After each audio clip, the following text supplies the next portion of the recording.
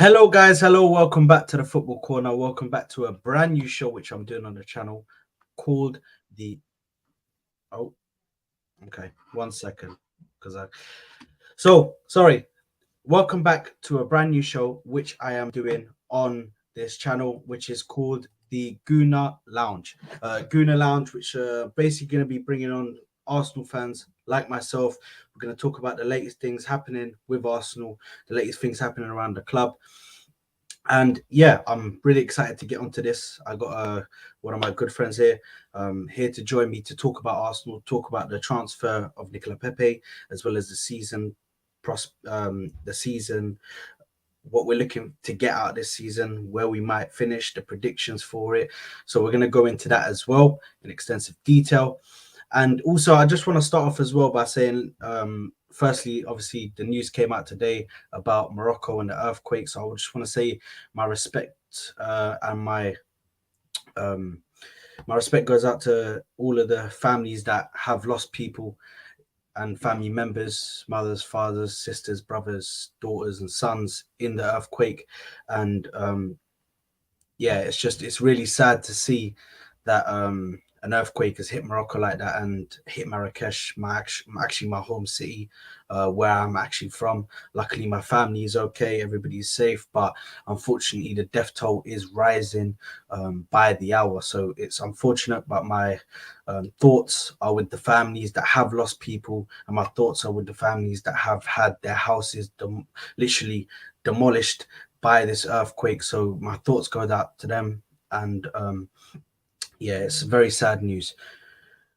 But let's get onto this show because I need to bring out my panelist here, and it's the one, the only, one of the most knowledgeable Arsenal fans I know, Mr. Rashid. Let's get him out, man. Let's get him out.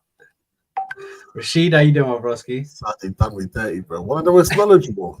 You put me on a pedestal, bro. I don't need to be there. I had to, man. I had to. Still learning. Still learning. You got a lot of knowledge, man. You got knowledge about Arsenal, man. I got to give you that, man. Oh boy. Oh boy. How you doing anyway, man? Yeah, all right. But I just want to reiterate what you said about the situation in Marrakesh, man. It's very, very sad. My prayers and my love go out to everyone there. Anyone who's affected, I'm just praying for recovery of those who are injured. I'm praying for like patience and hopefully some sort of in long term some sort of ease of their difficulty for those who've lost loved ones out there. And I know there's a lot of fundraising going on now. I've received a few messages from charities. So just anyone who's looking to do something about that, just look online, have a Google search, look for any sort of emergency charity work that's going on out there and help support them with whatever you can, really.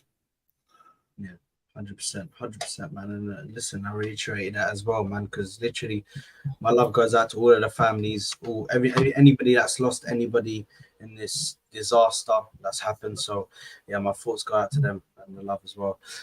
But let's get on to this, broski, because I need to ask you about some news that's come out, including we're going to start off with the transfer of Nicolas Pepe, because it's finally, it looks to be finally over now that he's finally gone. So talk about it, man. Let's get it off your chest. Well, there's quite a few things, Sad. The first thing is, when you read the news, some of the articles are out there. They just remind people that Nicolas Pepe hasn't played for us for 16 months. May 2022. He's not seen any football of Arsenal this calendar year. We're in September now. I think if you go even further back, there's that famous clip from the Amazon documentary, and Arteta's trying to explain something tactical, and like Arteta says that Nico's not really getting it. Now, I'm not saying that to disparage Nicolas Pepe. I personally think that he was. There was still something that he could have done with Arsenal. If we're going to terminate his contract, I wonder whether you weigh up this situation with Saka.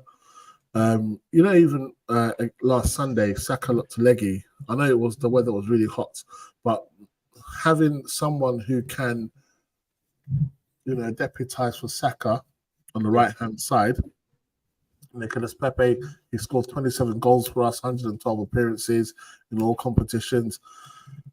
We clearly could not find someone who wanted to pay a fee. So then, what value do you put to having cover for Saka to ensure that when we're fighting on forefront at the moment, we have sufficient numbers on the right-hand side?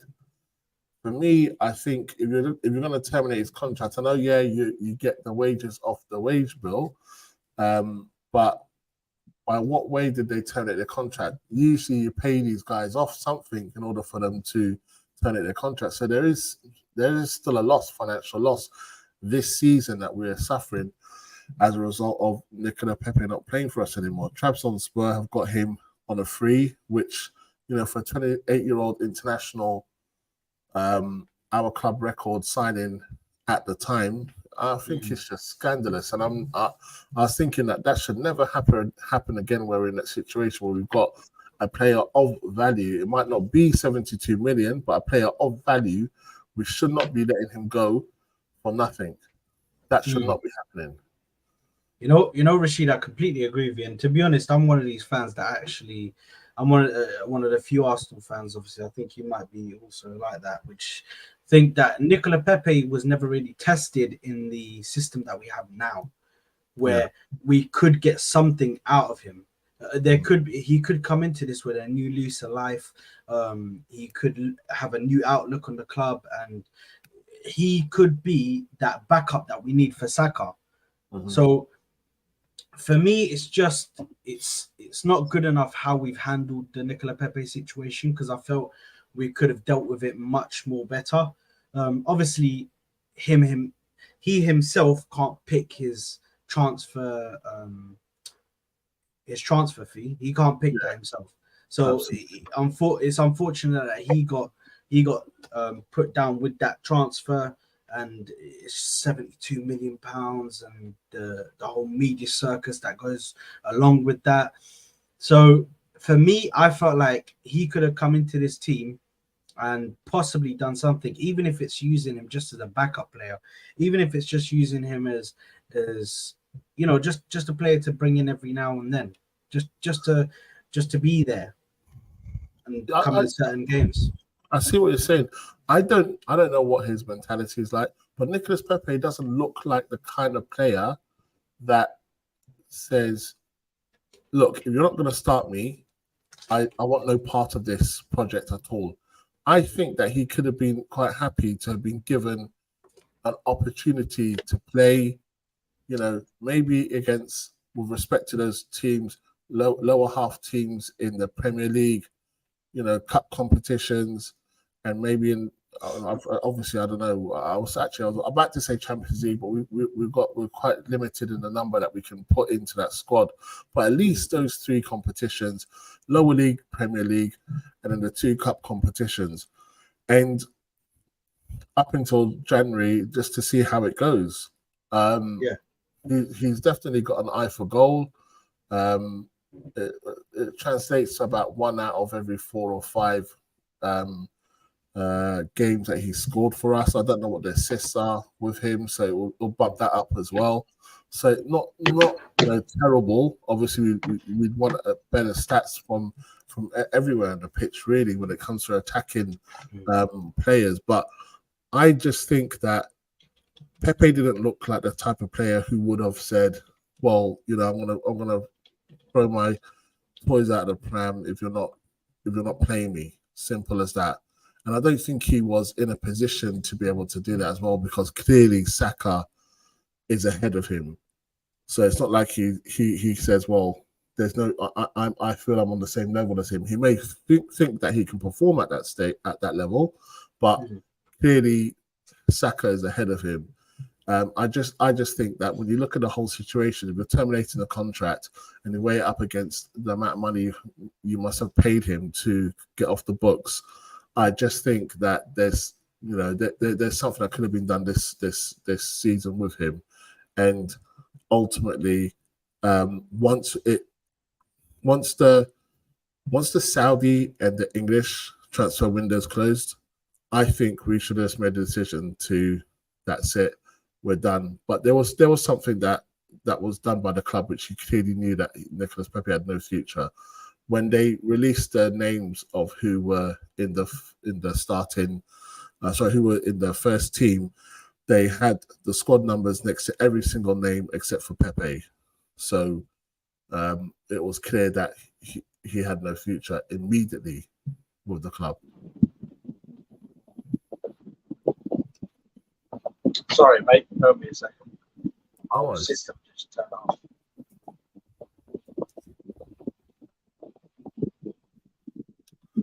But talking more about it, I think. Apologies for that.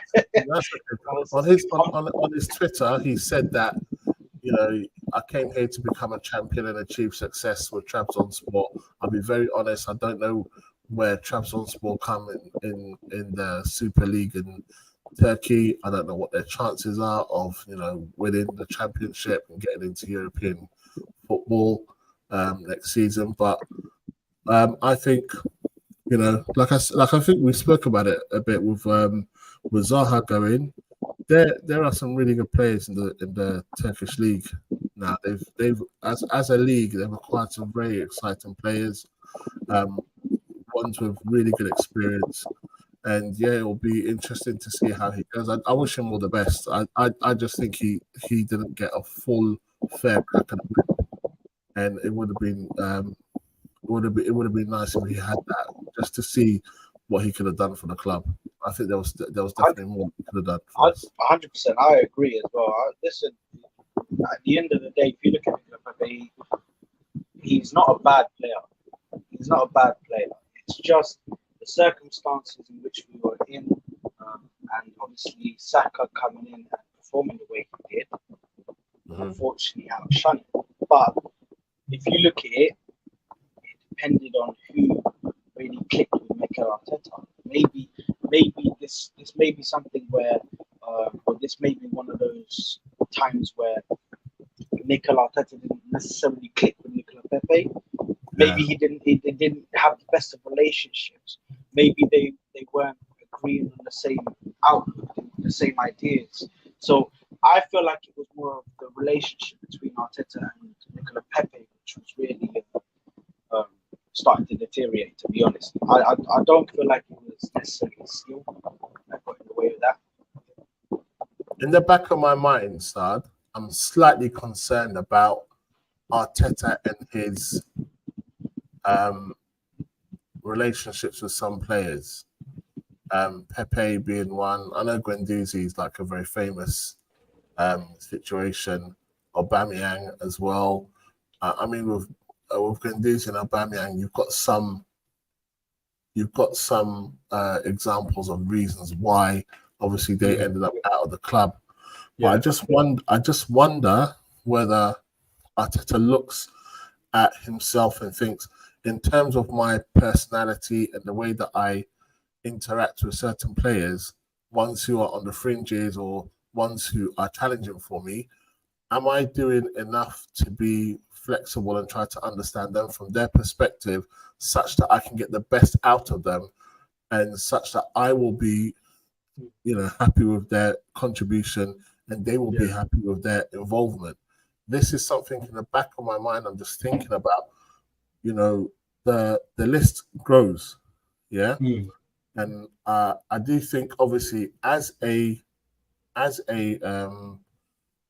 young manager, it is something that he needs to think about, because he's at the stage of his career whereby he's not automatically going to get the respect of certain players because of the fact that he doesn't have a huge CV of successes. He's got the FA Cup. He's got last season and the season before. I think he's also got the Amazon documentary. I know that sounds a bit ludicrous, but in terms of like how a player from the outside looks in at Arsenal, they will look at those things as reference points to see, well, these are the things that are going to attract me to the manager Arteta. But then at the same time, they may look at, well, what went wrong with Guendouzi? Why couldn't he get Guendouzi back on board? Why couldn't Aubameyang, be reincorporated into the squad?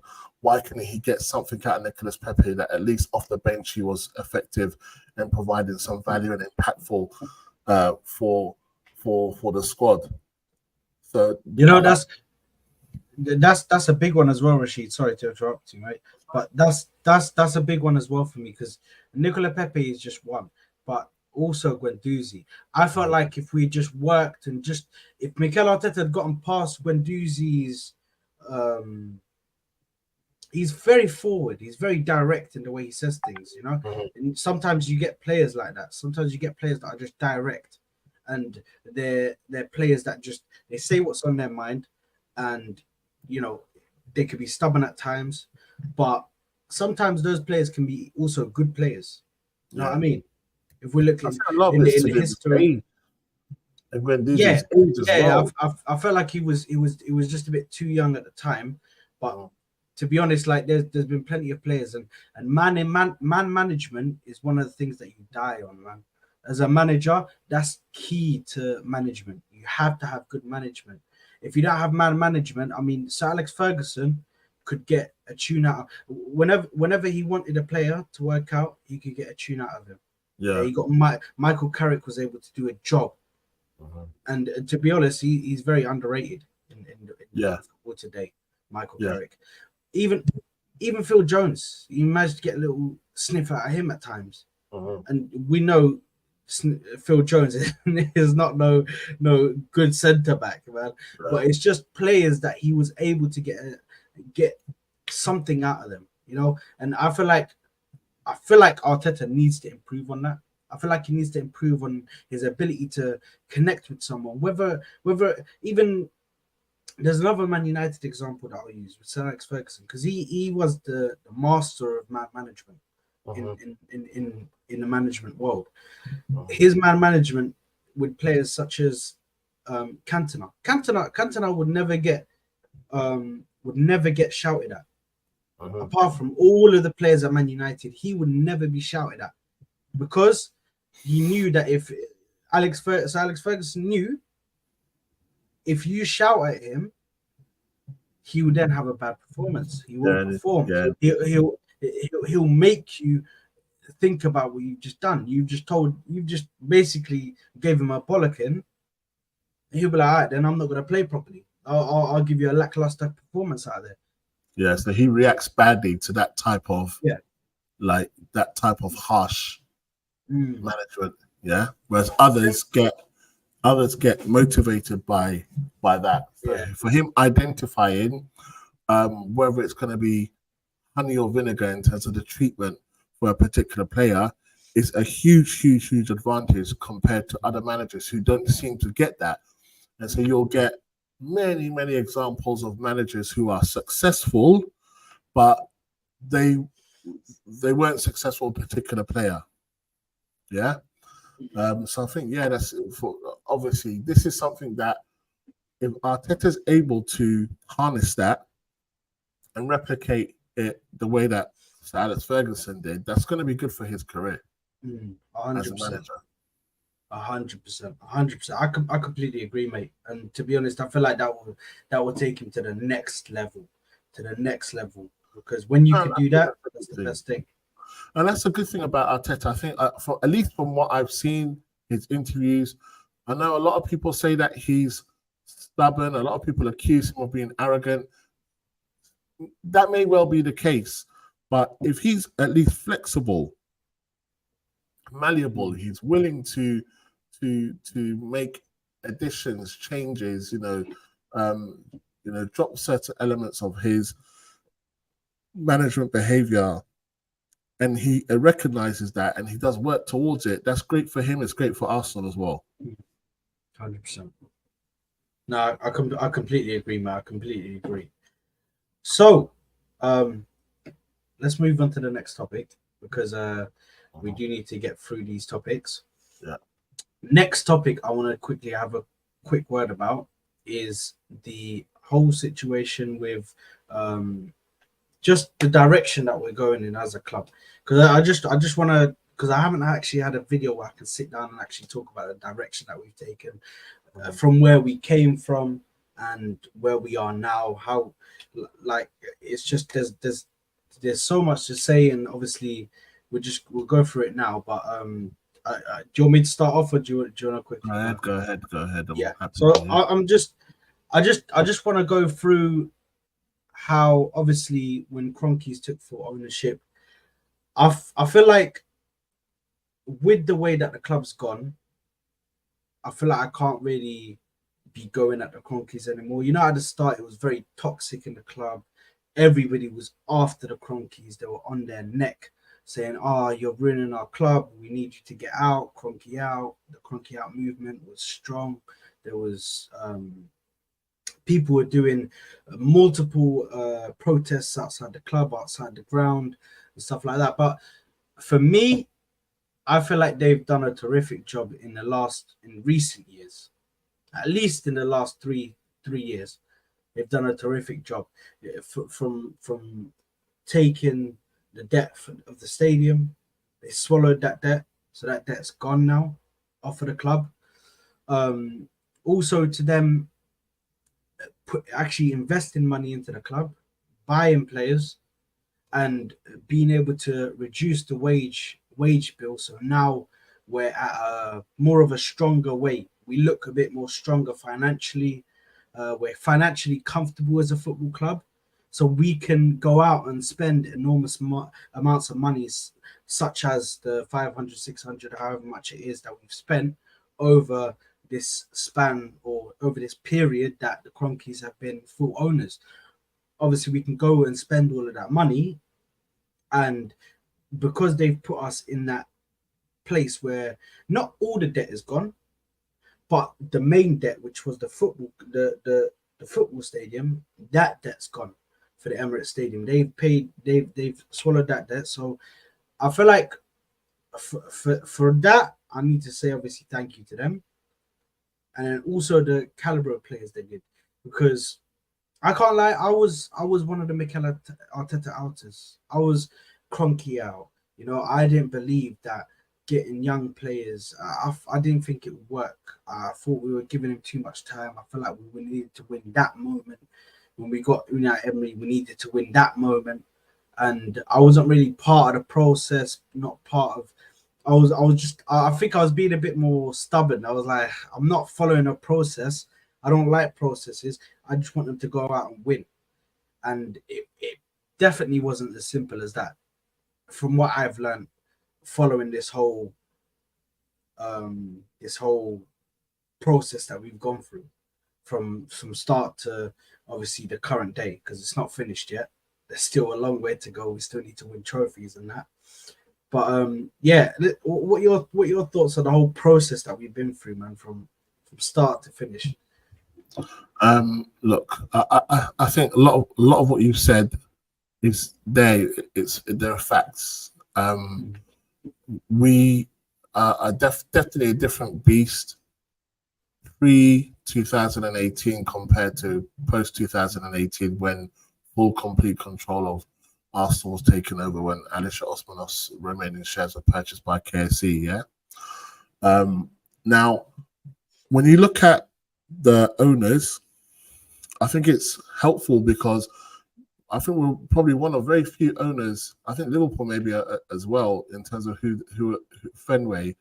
They have more than just one franchise under their belt in their portfolio, and when it comes to sports teams. So like just KSC has like the LA Rams, the Denver Nuggets, Colorado Avalanche, Colorado Rapids, Colorado Mammoth, Arsenal, and Los Angeles Gladiators and Los Angeles Gorillas. Yeah.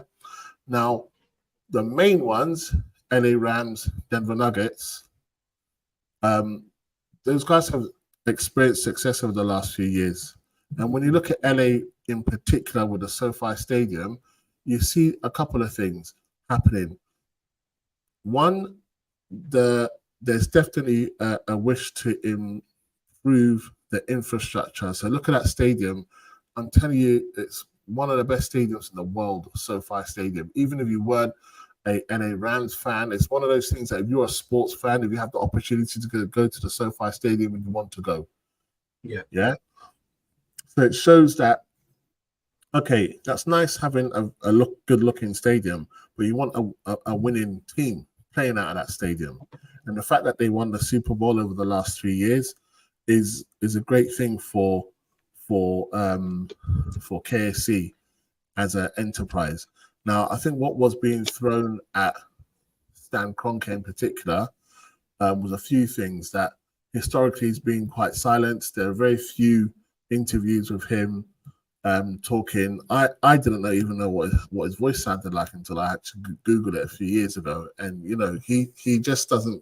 He's not one of those guys that is in the limelight as much in terms of like the head founder of KSC. Yeah. But the person who is from the Kroenke family is Josh. Now, what I like about him is that if you look at Josh and if you look at Mikel Arteta, they're similar ages, and I think they both have something to prove.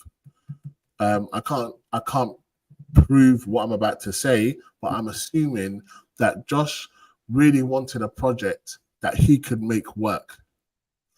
And I think that Stan has allowed him to do that in relation to Arsenal. But what is good is that what has worked for LA Rams in terms of supporting a young manager, they're looking to replicate that as well with Arsenal.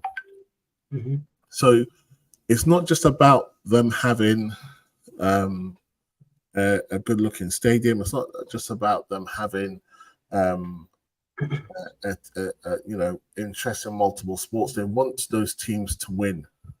So you remember, like when the LA Rams won the Super Bowl a few years back, a lot of the Arsenal fan base was saying, "Is it our turn now for us to win?" Now, obviously, the way that NFL is, it's apart from maybe I'd say that as franchises, it's very difficult for you to have dominance the way that Man City has dominance. You can't have that type of dominance in the NFL as you do in the Premier League, which is good for the NFL. It makes it exciting every season. You're not really going to know who's going to win.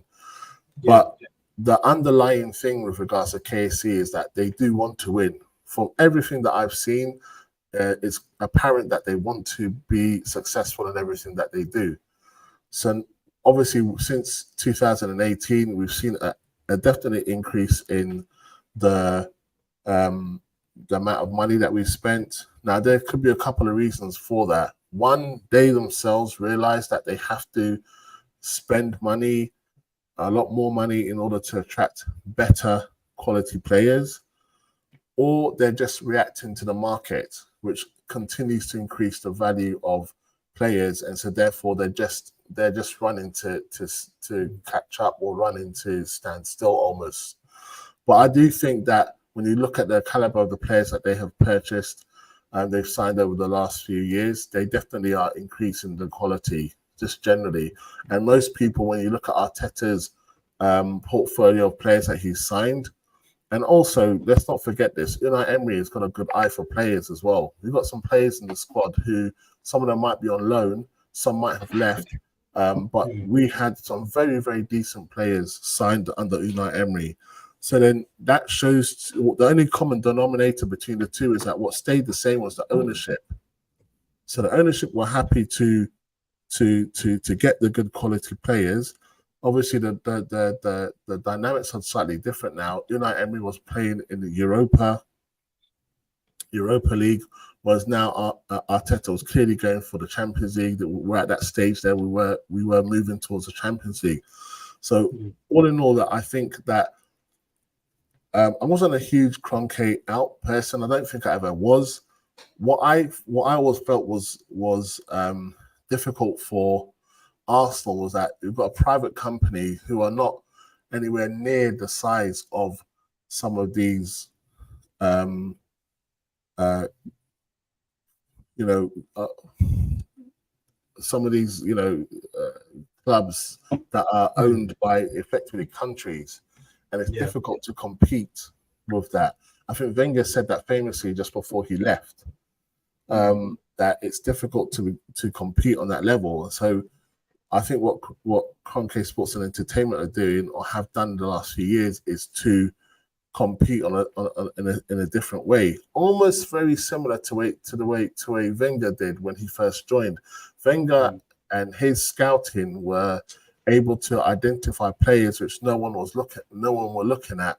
You know, in particular, Vieira, Petit, Nicolas Anelka, Thierry Henry, when you know his form was quite down again. Us signing him from Italy, we fast forward to Arteta's time, and we're signing young players in terms of Aaron Ramsdale, who not necessarily who they've identified as a good talent, but a lot of people were questioning.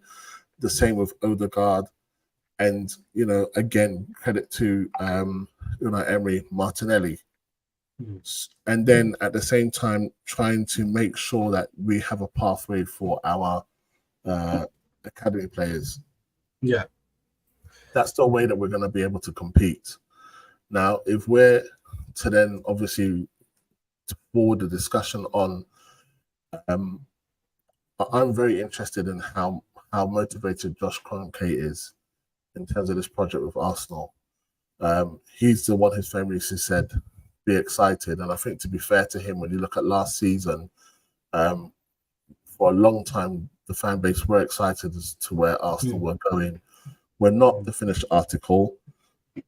If we continue in that trajectory, then we should be, season in and season out, we should be competing for the title season in and season out. That's how the trajectory should go. And yeah, really, I think a lot of credit has to go to the Cronkays for where we are right now. You know, the thing is as well, I just want to touch on this as well, is that even with the whole, obviously, Cronkies and 100% ownership, I think just recently, I think last year, they actually done a restructure of the ownership as a whole, or of the board as a whole. Obviously, before, Josh Kroenke wasn't as high as Stan Kroenke. Stan Kroenke was a director. Same with the Lord of Peckham.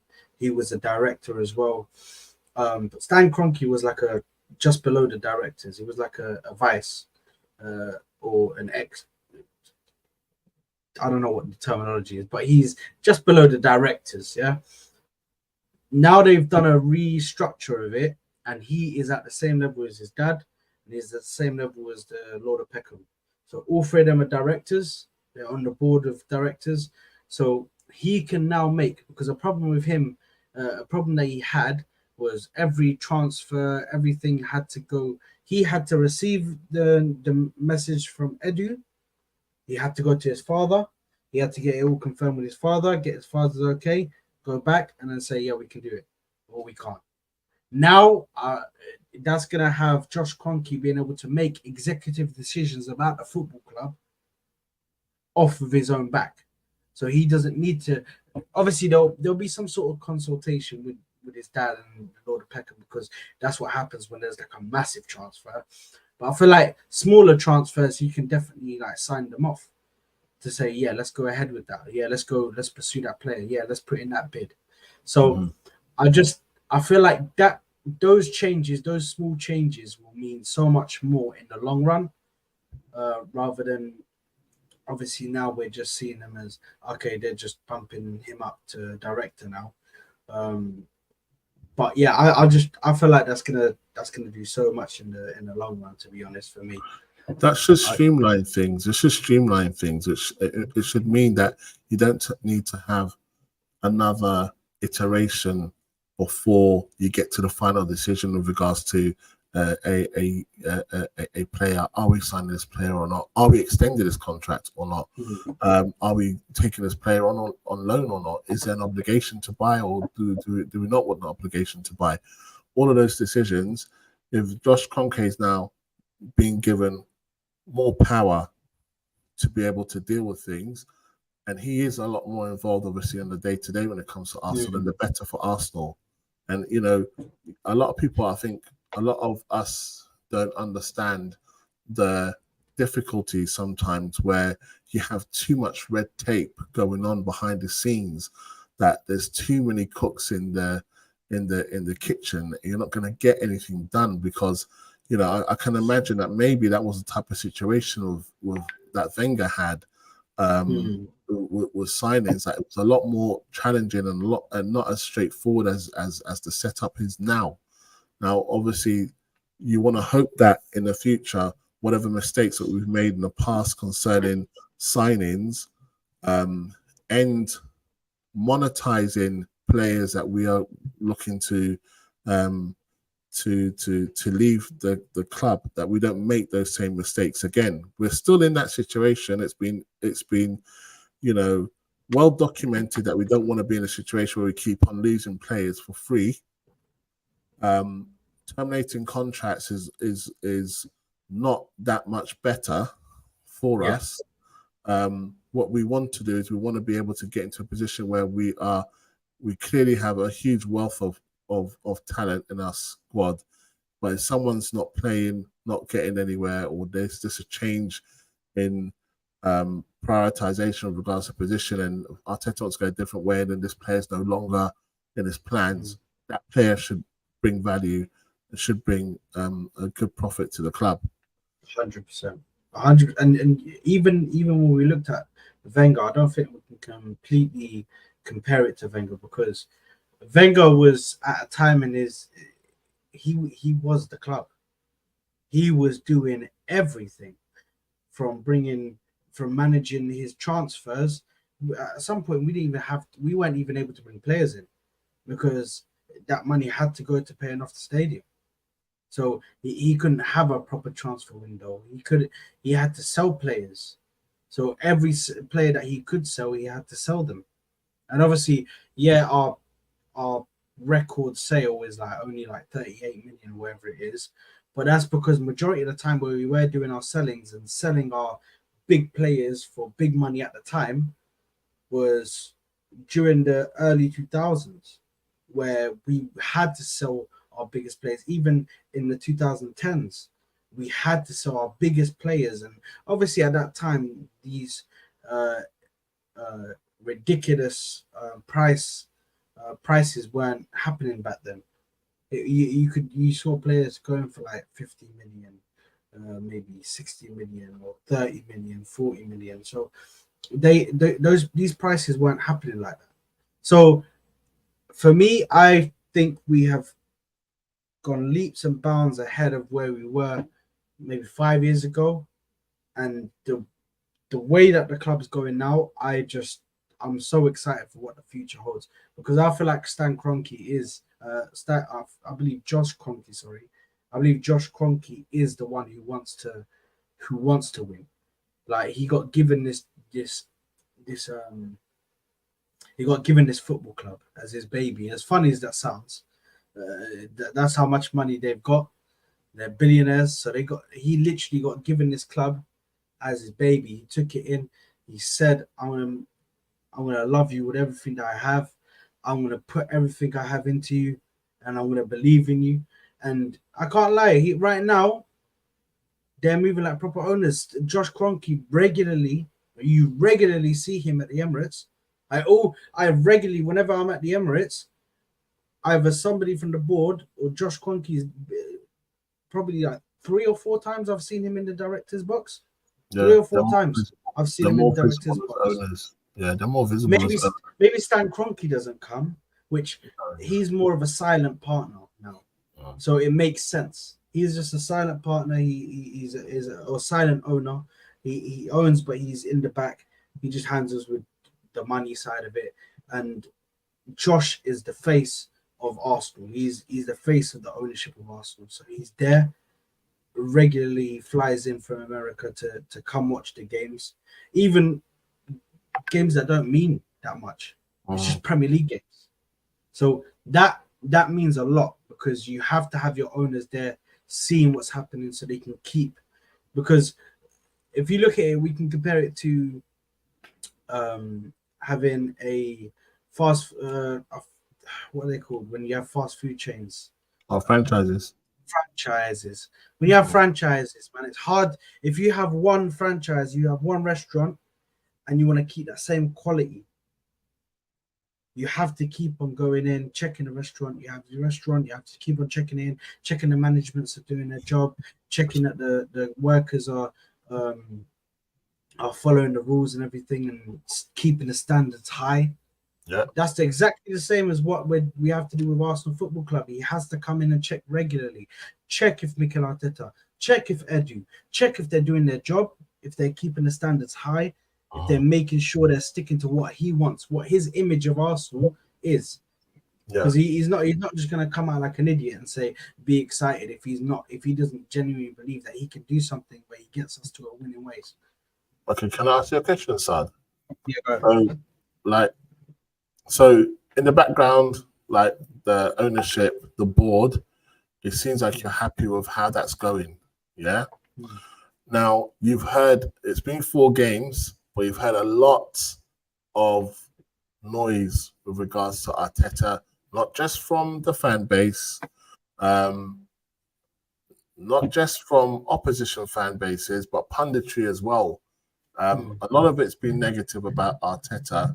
He's going into a season where, when we look at the one before, it was pretty much a huge disappointment because Arsenal, I think, had the Premier League in their hands at one point and could have kept City away, even if they had gone and lost that City, as long as they did the job in other games. Now, it didn't happen. But he's now recruited, got 4, high-profile signings across the spine of the team. So you're happy with the board. You're happy with Josh Kroenke. How do you feel so far after the first 4 games with Arteta and what he is trying to do on a tactical basis? I'll be completely honest with you. I just had a feeling that we weren't going to come out the way we did last season. To keep that up, you can't keep that same momentum. You come out firing, bang, bang, bang, win after win after win, comfortably winning. You can't keep that up, because even Man City, when they win the league and they go on these massive win streaks, towards the start of the season, sometimes they not fall off, but they just lower it to like maybe 3rd gear, 2nd gear. They go through games, maybe win it by 1 goal. So I didn't think that we were going to come into this, or we were going to go into the new season and we were going to be firing. I expected us to come in and the team to kind of, even with us coming in with injuries as well. We had injuries to Zinchenko, who was just coming off a fresh injury. Jesus coming off of a fresh of an operation. So we still don't have our team complete. And with the 4 games, obviously at the moment, I'm in agreement with him trying to tamper and trying to, because I had time to think about it, because even after the Fulham game, I was still a bit angry, and I was like, you know what, forget about the formation. But when you take time and you think about what he's doing with the formation, you think about what he's trying to do with the team, and at the moment he's trying to use his fringe players, because when it comes to the Champions League, that squad, that core squad that you have, we talk about Ramsdale, Zinchenko, Gabriel, Saliba, Ben White, Partey, all of them, Saka and Martinelli, they're all going to be playing games on top of games on top of games on top of games.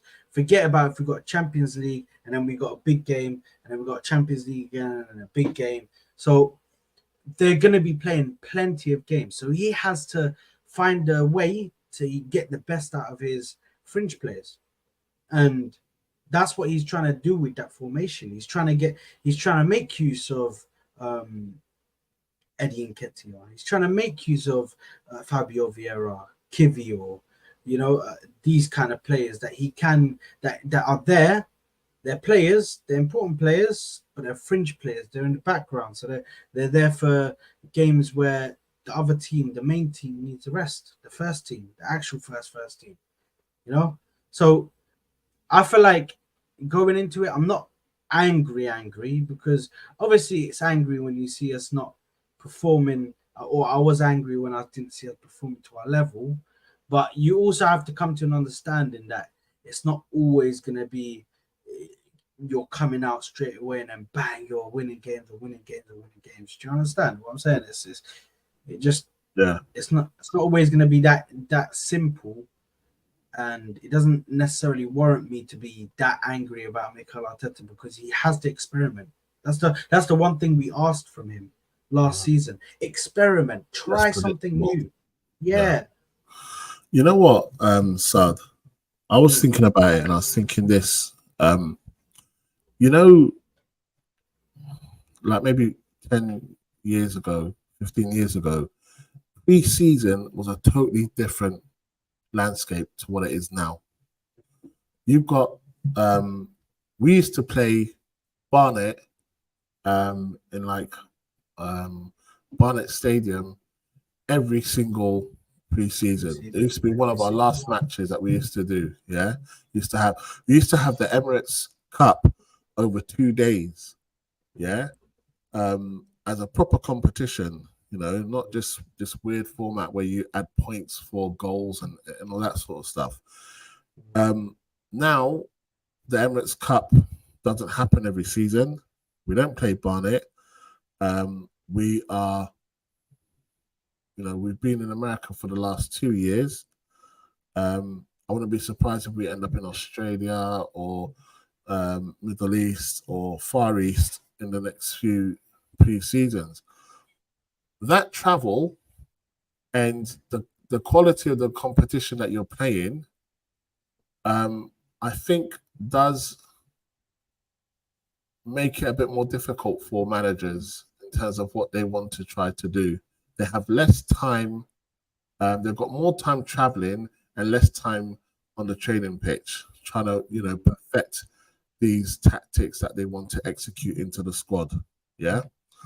So then, what happens then? That's got to spill into the league once the league starts, and then you have the added difficulty of the transfer window not closing before the league starts. So, have you got your squad that you wanted, or are you scared that you're going to lose an important player in the squad? It's actually a very, very complex time of the year. We think that the pre-season is something that you can get all your mistakes out. Really, I don't think there is the time that there used to be for the managers to be able to work on the tactics as much as they wanted to. Now, the other thing that I wanted to talk about was you spoke about the Champions League.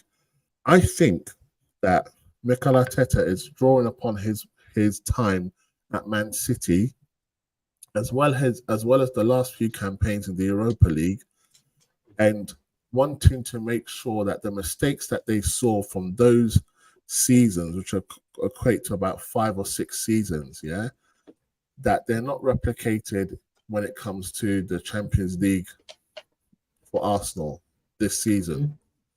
Because City were underwhelming until recently when it came to European competition. It took a lot of time for them to start, regularly appearing in finals or semi-finals. Yeah. So Arteta's, being intimately there, knows what that situation was like. We'll be able to use that muscle memory and apply the lessons learned into the Arsenal squad. So he knows it's a lot more of a tactical game now this season for him. Champions League and Premier League. It's not going to be that straightforward. They've seen what you play like last season. They're going to set themselves up in a way that they'll try to cancel out the way that you play. If you change the way that you play, it leaves them having to think again, how are we going to overcome this opponent? So this is what I think Arteta is doing. And I just think that the landscape is such that he doesn't have the time to be able to, implement it such that he's satisfied before the first whistle starts in the Premier League campaign. I completely agree, and I think a massive reason why we're questioning these this formation, why it hasn't gone to it hasn't gone to it hasn't gone the way that Mikel Arteta wanted it to go, is because of Timber's injury. If Jurriën Timber was not injured, I promise you that formation would work, because that formation looked to be crafted in Mikel Arteta's mind based on him bringing in Timber and playing him in that position as the left centre back, or whatever it was, or left whatever it is, the inverted left back, inverted left back. So for him to not be there, he's now had to start. Okay, what do I do? Who can I bring in? Who can I play? Let me try Tomiyasu there. Let me see if he can do it. Let me see if Kivio can do it. You know what I mean? So he's just, his plan has been hit with a massive problem, and then now he's had to try and improvise while he's in a current season, and it's just think about that. Just think about that. Out of the 4 signings that we've had, the one that's had the most, the most quietest amount of noise, Timber. But on your channel, we spoke about it just before the Manchester United game.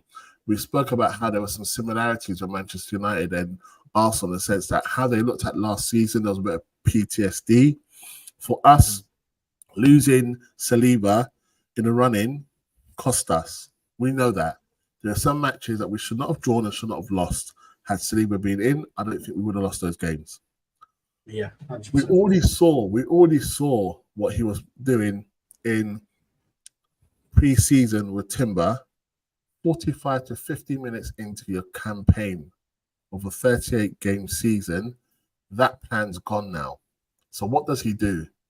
Does he just get his plan B signing that he wanted to get? Is that person even available anymore? Because now the season's already started. Whoever his plan B or plan C was might have gone. Does he wait until the medical assessments are through and they tell you how bad or how quickly he's going to recover? Does he then try to utilize what he has already from the squad? Does he look to the youth? These are all considerations that he didn't want to have to deal with. And then there's pressure from him, from the outside, from amongst the fan base, from the wider football world, and we're questioning him when he doesn't have everything at his disposal to execute what he wants to do this season. That's totally unfair. It is. Anyone objectively looking at that would say, well, that's unfair, really. You have to judge him on when he has everything available. Now, I take the point that, look, you're never, ever going to have a full fit squad. You're never going to have it. It's very rare for you to not have an injury problem some point in the season. I get that. But when you look at what he was trying to do in terms of the evolution of the squad, Timber was hugely important. Other players were there to replace ones who left. But Timber was to introduce a new tactic from a different part of the pitch, which wasn't done beforehand, with a new personnel. So this is the loss is huge for him. But the thing is as well, you have to look at it like how important Timber was. The fact that we brought him in, and at first he played right back, which is his normal position anyway. I think he was actually playing centre back. Yeah, right back and centre back. He played centre back a lot. So he could play right back and centre back. Yeah. So his normal positions, and then we flipped him not just in the new season. We flipped him in pre-season to the left back position, and we kept on going. Let's see how that works. Let's see if he can work from that in that section. And now the fact that we lose him for the whole season, I mean, at the moment they're saying that there's positive news around the injury, so they're saying that he might return. He might return around March time, but you can't with an ACL. you can't You rush can't him, rush him back. Yeah, you can't because rush. if his knee goes after he gets the ACL and it goes again, And he's that young could as be well. career that could be career ending. That Yeah, could that could put him out for over a year, maybe even longer. Because then if you rupture, we see what happened with Ronaldo. yeah, Ronaldo, yeah. he, I know. he came back. He came back too early, and then in that game when he came on, ruptured his knee again after like 7 minutes. So Man. I can't run that risk of doing what happened to Ronaldo happening to one of my players, because if they go rupture their knee, they'll be out for even longer, and they Yeah. will take even longer to come back. And now we've got Thomas Partey. We don't know how long he's going to be out for, but I think also, Sad, there is some light at the end of the tunnel.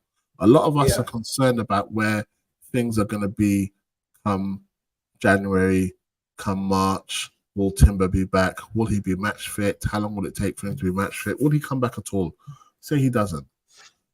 I think I don't know why, but a lot of the conversations we're forgetting that there's a January transfer window available for us. So although we might not have signed anyone on deadline day in the summer because basically that player wasn't available for us, there is time for us to, I think we have enough personnel to get through the group in the yeah, Champions League, which means that come December, that's done. We won't be back in the Champions League until March. So that means we can focus on the league as well as the cup competitions and the January transfer window. So we have to bear in mind that obviously AFCON is going to be in January. So it's not as much as there are some challenging moments for us, some things people will see as negative. It doesn't mean that we can't address that to some extent in the January transfer window. We did so last year. We didn't get our plan A, but that plan A's turned out to be a plan dud, really. With all due respect to him, I just don't understand how that guy, has fallen off so much to compared to how the player he was prior to signing for Chelsea. But our plan B banged last season.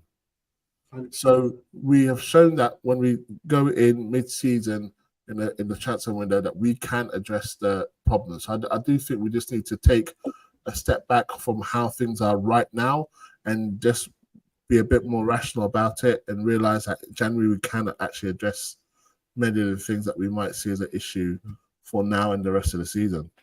No, I completely agree with you, mate. Because that's very important, especially the January transfer window. Very important, because that is um, obviously depending on how the season goes from now till then. So we're only 4 games in, but depending on how the season goes from now till then, that could we could be in a completely different position. We could be trailing by like 3 points behind City and way ahead of everyone else. We don't know, and maybe we need to bring in a player to just edge them a little bit more. Obviously, they've got massive injuries, but They yeah, seem to it's, be it's, doing all right it, though. it could go into that January transfer window. It's going to be very interesting. It's Yeah. going to be very interesting to see what we do, to see what positions we fill, because I don't feel like we are gonna. I don't feel like we're gonna fill the Timber position, because he was more brought in as an extra player, a player for a new formation. I feel like they might go for the right wing position. They might go for a midfielder, because Thomas Partey, although he's coming back from injury, he might go out with Ghana. They've qualified, Yeah. so he might go with them. But And it yeah, could be it's out for a maximum of a month with AFCON yeah, to make it all the way. exactly. So it will be very interesting to see. But yeah, I'm gonna move on to the so we can wrap up. Yeah. I'm gonna move on to the season predictions. But guys, for the people who are watching live and anybody who's watching on the replay, please make sure to slap the like button. Make sure to hit the subscribe button. hit that bell notification as well, so you're notified every time I make a video or a live stream.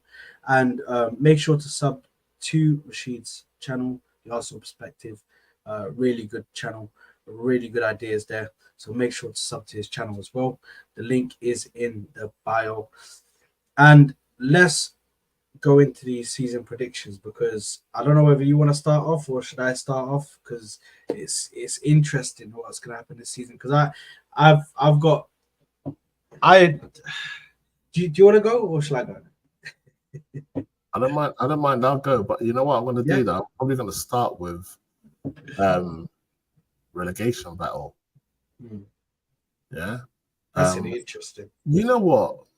We see it season in and season out. Yeah.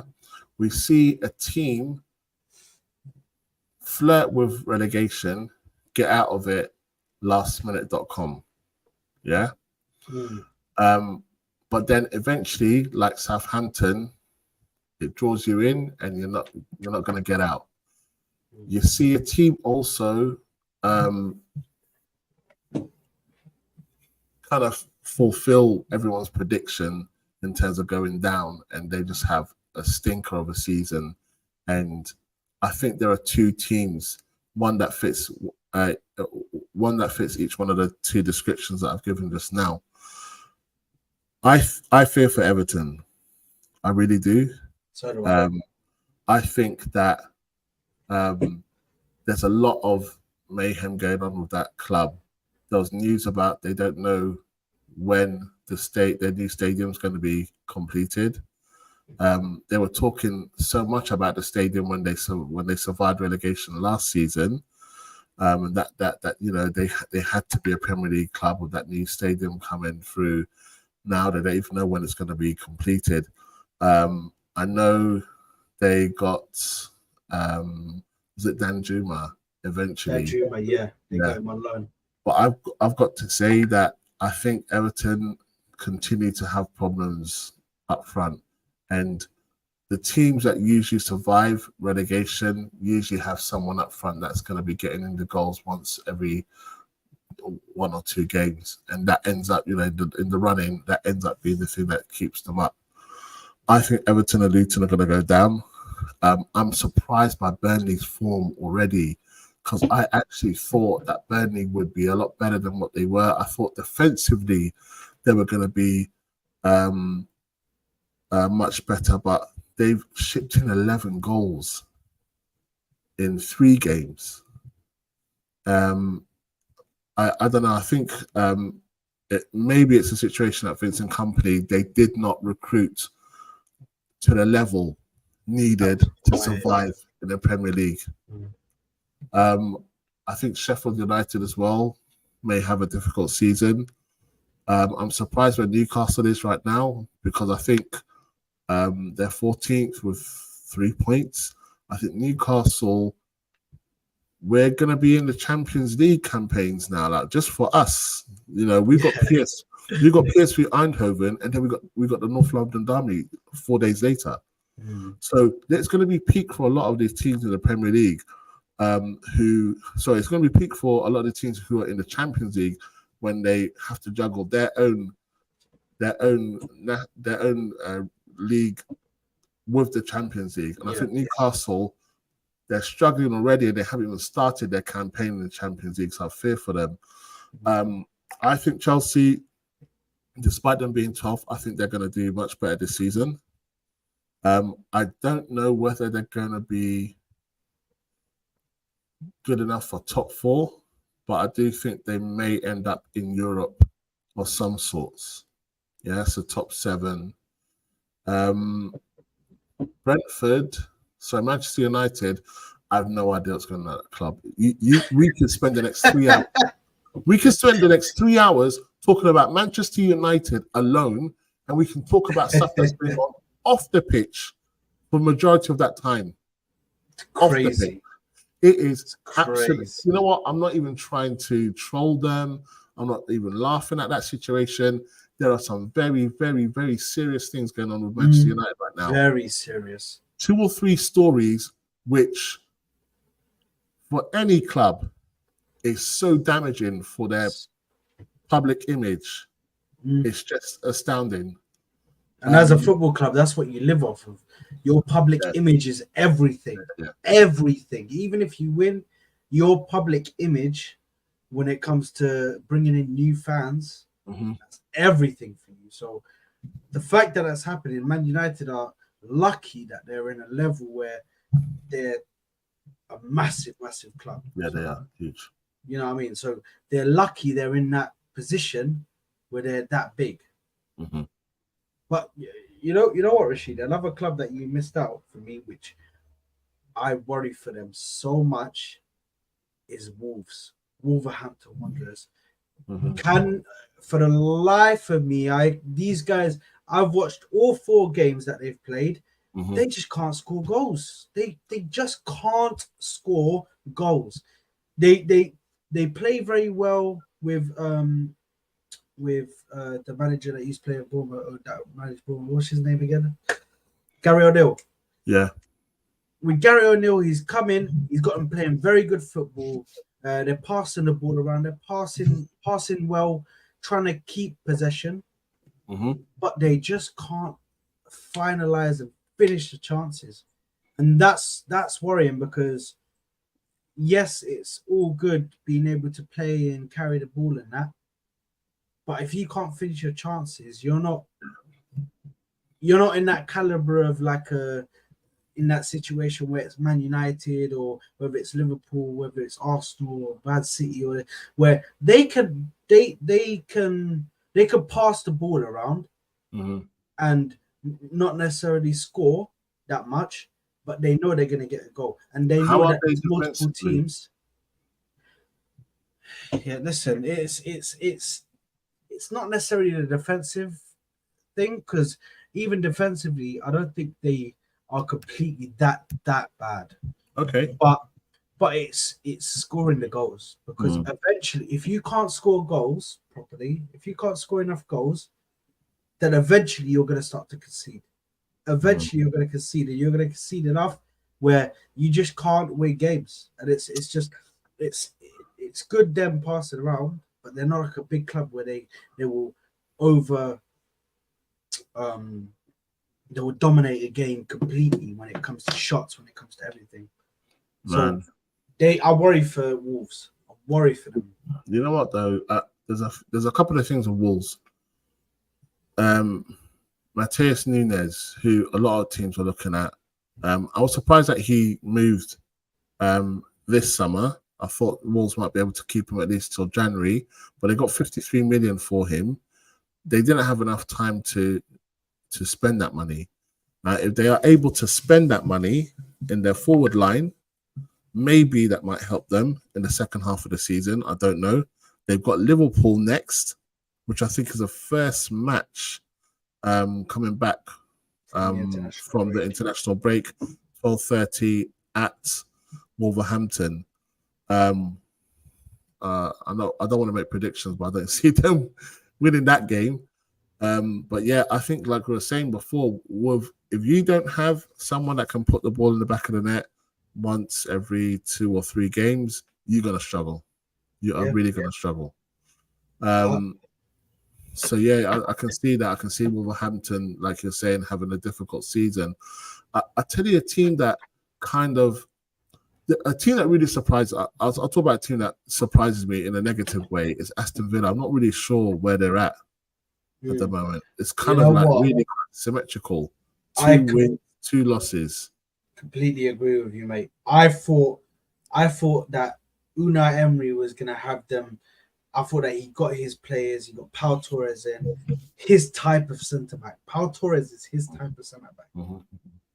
Can play the system that he wants to play, that 4-4-2. But they're worrying me at the moment on how inconsistent they look in certain games. It doesn't look like they can maintain how they're playing right now. I think Mings is a massive loss. Yeah. That's a massive. It's a massive loss for England as well. Actually, really, I think he would have been in the squad. But they won't be able to replace him, because didn't they bring Pau Torres to try and fill in that gap? I'm not sure that he was there. I thought they were looking at Pau Torres before Mings got injured. I think because Pau Torres was linked with Aston Villa for pretty much most of the summer. So I think that Pau Torres was an addition, not necessarily a replacement. But you know that I heard a few comments about Aston Villa. They're saying, "Oh, this is Emery. This is second season syndrome with Emery," which I think is unfair. It's 4 games in. He done amazing for Aston Villa last season, getting them into Europe. So I just think that the good thing about Aston Villa, there's not as much pressure on Emery with Aston Villa as there was with Arsenal, and I think that Emery will definitely be given the time to turn things around.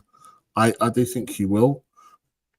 The team that does surprise me in a positive way is Nottingham Forest.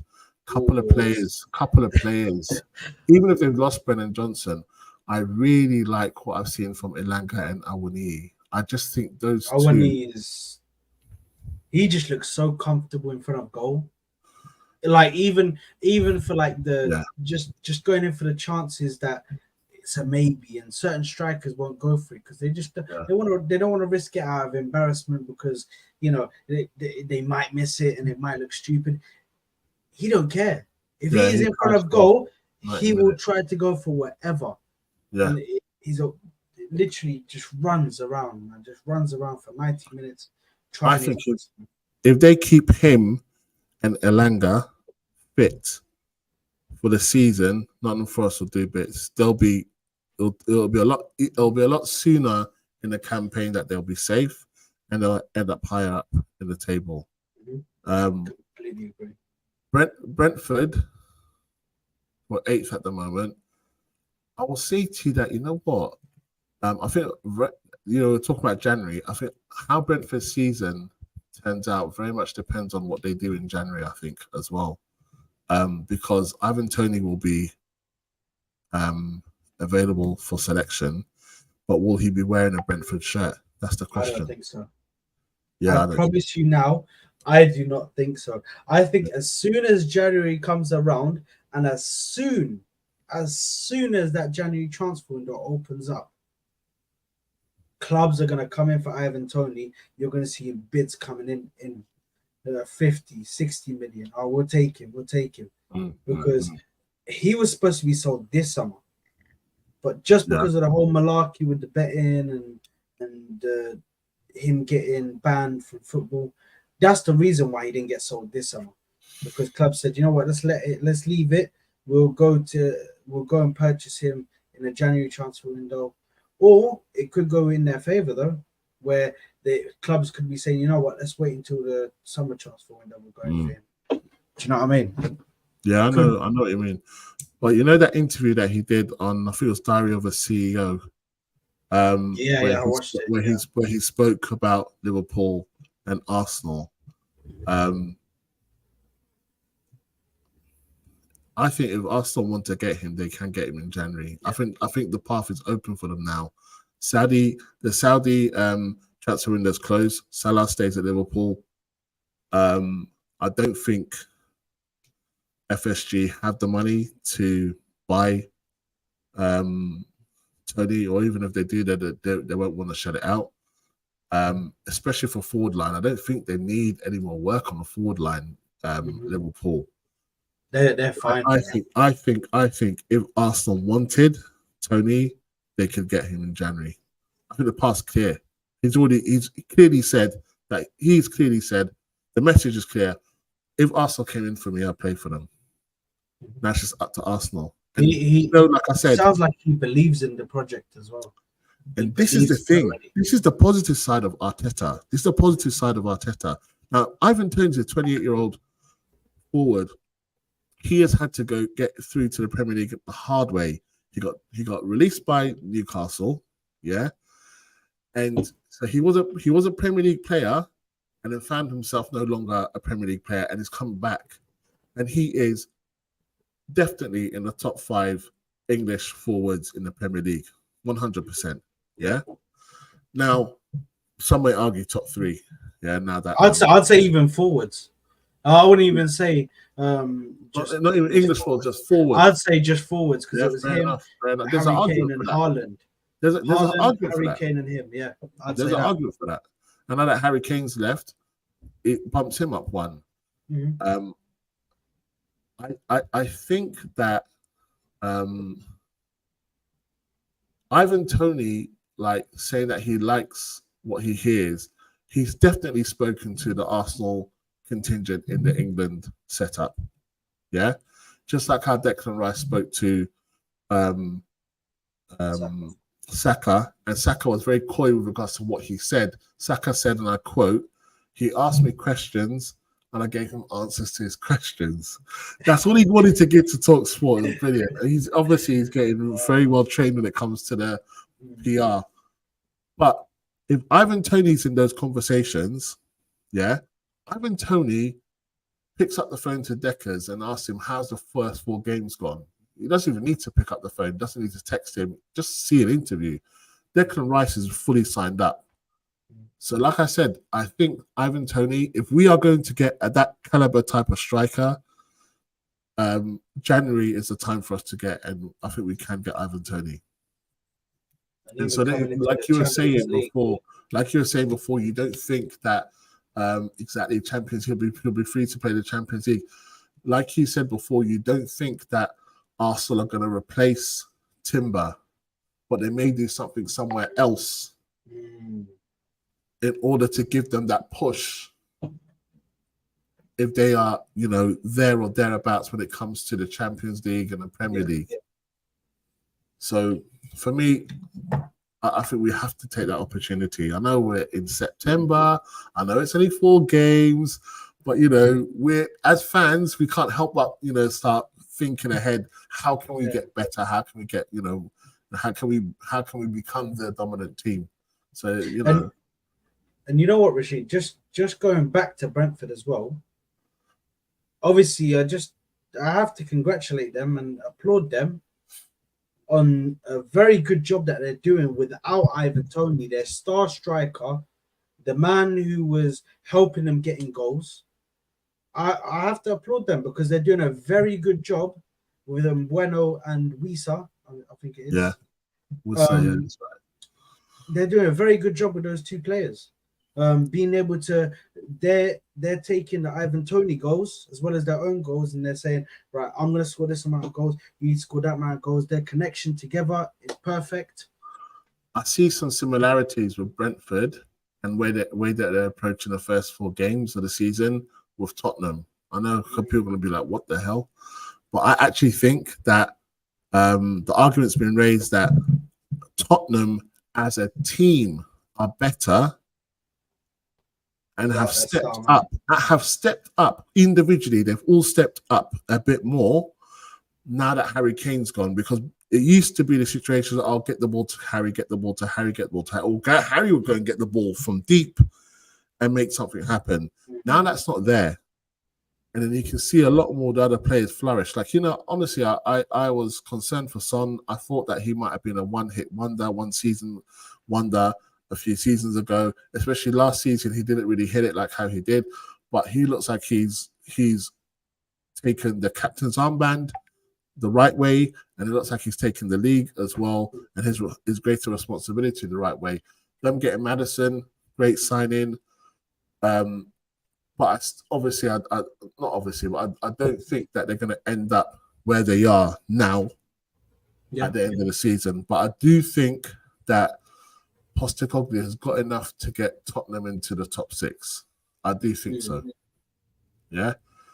The team that I am very interested in how they do outside of Arsenal is Brighton, though. I think that Rashid, I think, listen, right now when I say that, when I look, sorry, obviously, because I know I kind of interrupted you.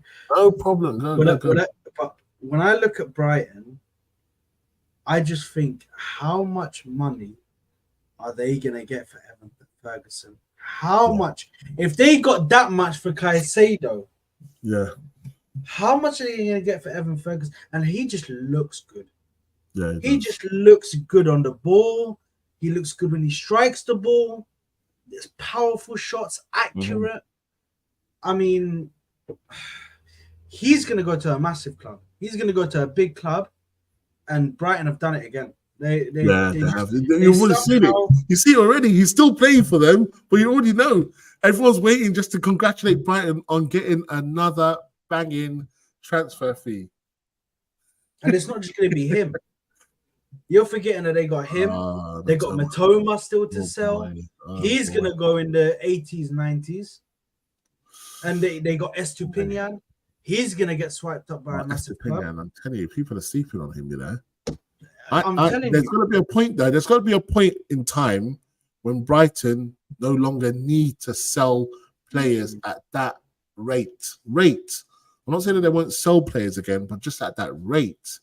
Because if Brighton do what they did last season, this season, they've got an increase in revenue, increase in global exposure, increase in European exposure. They've got European football.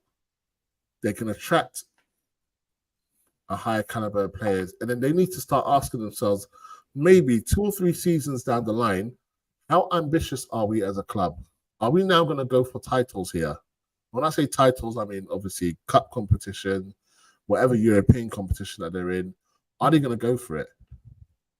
Because if Brighton continues at this pace, they're either going to become the best-selling club in the history of football, or they're going to become a club that evolves, and then they're going to be able to start hitting it with some of the big boys. But, Rashid, they have to find, because as a club, where they are right now, in that selling club, obviously under that selling club umbrella, you have to find the perfect balance between selling your star players and maintaining a squad.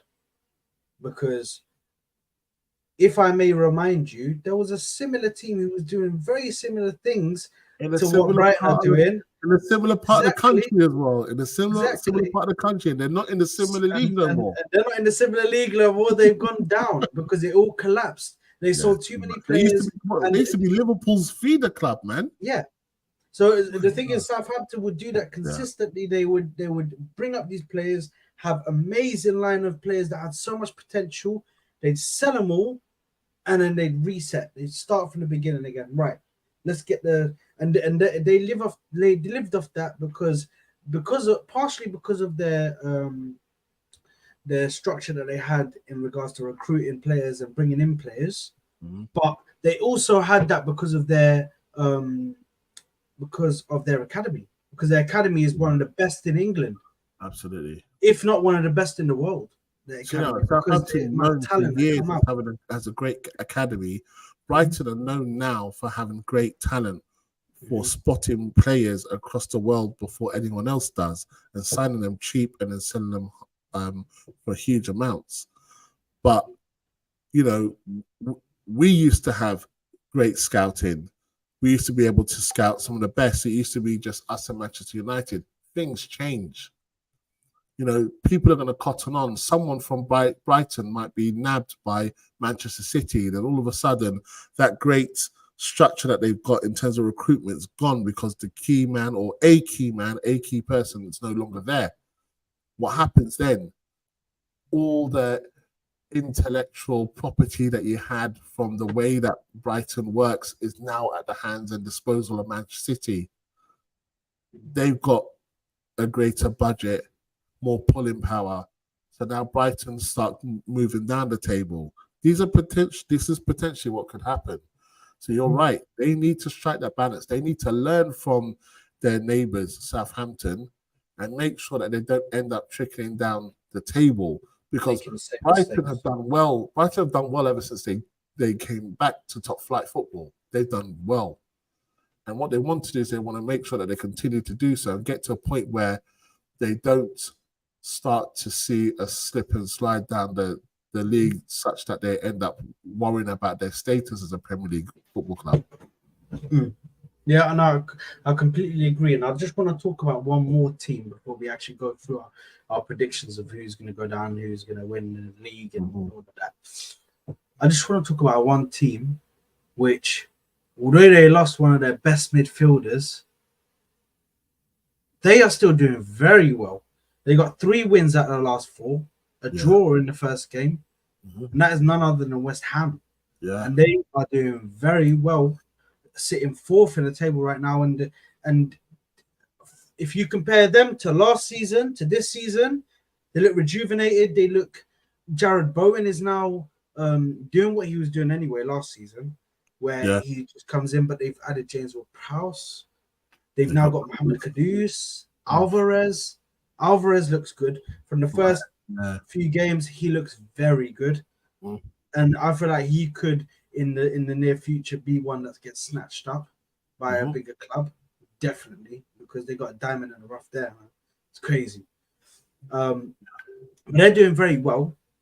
And I feel like they could this could be one of those crazy situations where we see a team that could have been relegated last season and have done very well with that 105 million that they've received.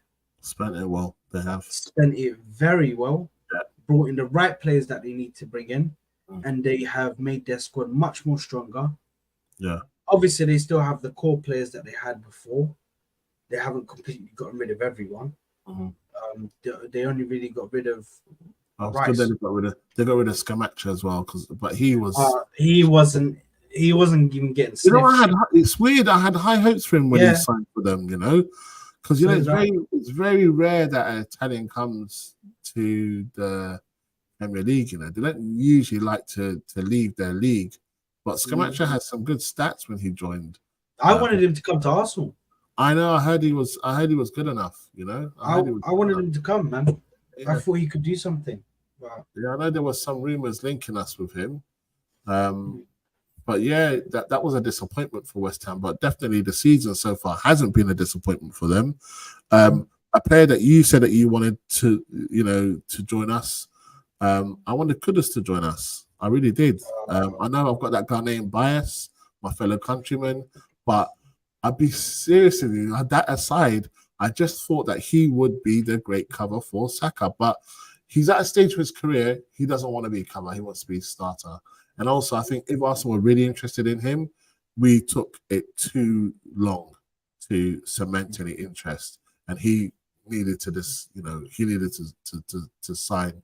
And he got his move to the Premier League. And I think he will, if he does bits, he'll move on to an even bigger club. West Ham are doing very well. I think, you know what? A lot of people underestimate how good David Moyes is. He won them a European trophy for the first time in over 40 years. Yes, I mean, come on, man. You know, I think sometimes he gets still tarnished by his time at Manchester United, but he's done, you know, I remember because this is his second stint at West Ham, right? Mm-hmm. A lot of West Ham fans, and they can correct me if I'm wrong, yeah? A lot of West Ham fans, or at least a significant number of West Ham fans, when he left, and I think, was it Pellegrini who joined them? Yeah. They really felt that they made a mistake by handing him out, and I wish that he got back. And I know there've been some grumblings with regards to their style of play now, but you can't question the results, especially this season and last season. You know, you've won a title, for crying out loud, you know, and your team looks stronger than what it was at the end of last season, that compared to now. So I think you're right. West Ham have got every chance of making the biggest surprise this whole season. I think they're top half. 100%. Oh, yeah. Top I think they will be top half of the table. I think they'll get there comfortably. I think the main reason for that was James Ward-Prowse, because the way they play football is based off of set pieces. They get a lot of their goals from set pieces. And they've just got the best man for that. The best man for that. James Ward-Prowse, the main thing about his game is set pieces, free kicks, corners. He's your guy. He's your guy that you want. Yeah. So is it true that he kind of sort of used David Beckham as an inspiration for how he plays? Is that correct? Yeah. I think I saw that. Good for him. Good for him. The They got quotes. Europa League. They got Europa League. They're seasoned in Europe now. They know how to get through a whole campaign and win. So I don't think they will suffer in the league this season as much as they did last season. So exciting times for them. Exciting times for them. It's really exciting. It's really exciting for West Ham, and I don't even mind them as a club, to be honest. I like them as a club. They're all right. Yeah. Apart from certain situations where they literally destroyed the league title hopes for us at times. Apart from that, I don't even mind them as a club, but obviously I may have said some stuff in the past, cursed them out at times, but listen, that was only because you snatched the trophy right out of my hands and then handed it to Manchester City. So but yeah, so let's get into the round of predictions.